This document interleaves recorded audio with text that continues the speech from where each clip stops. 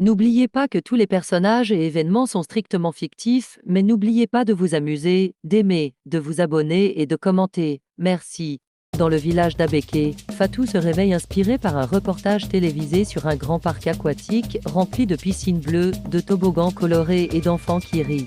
Pendant le petit déjeuner, elle suggère de construire un parc aquatique dans son village. Son père, Mamadou, souligne le besoin d'eau, de matériaux et de l'approbation du chef du village. Fatou propose que tout le monde puisse aider, les adultes pour construire, les femmes pour fournir de la nourriture et les enfants, y compris elles-mêmes, pour aider.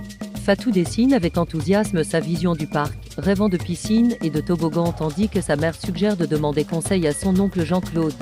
Le lendemain, avant d'aller à l'école, Fatou subit les moqueries d'une camarade de classe nommée Awa, mais reste déterminée. Elle est convaincue qu'un jour, tout le monde profitera du parc de ses rêves.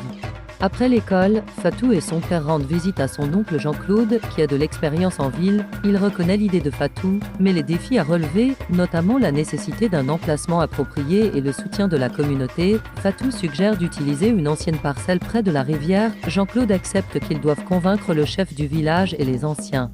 Certains villageois s'opposent à l'idée, préférant se concentrer sur les puits et les champs, mais Mamadou souligne qu'un parc apporterait de la joie et des visiteurs. Le chef accepte d'étudier le projet s'il ne compromet pas leur approvisionnement en eau et permet la participation de la communauté. Dans les semaines qui suivent, les travaux commencent sur le site choisi, avec la participation active de Fatou et de sa famille.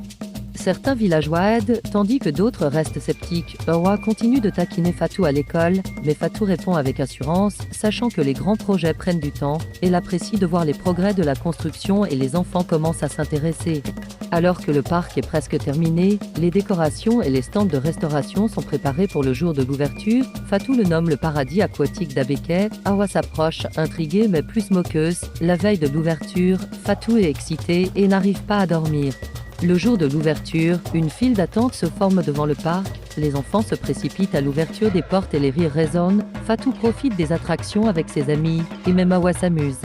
Les villageois, autrefois sceptiques, profitent maintenant de l'excitation et commencent à planifier des événements spéciaux pour le parc. Le chef félicite Fatou pour sa vision. À la fin de la journée, Fatou réfléchit au succès avec son père, réalisant qu'avec du rêve, du courage et de la coopération, même les idées les plus folles peuvent devenir réalité.